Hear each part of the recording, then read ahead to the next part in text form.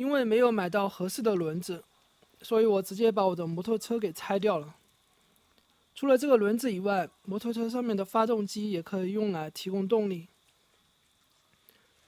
这个前后轮的大小实际上是不一样的，前轮明显要小一些，它们用的轴也不一样。前轮这个轴是12毫米的，后轮这个轴是15毫米的。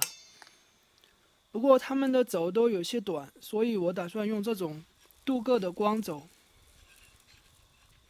这个轴实际上并不需要转动，因为这里面带有轴承，所以我会把它直接套在这个钢管上面，再把这个钢管直接焊接在支架上面。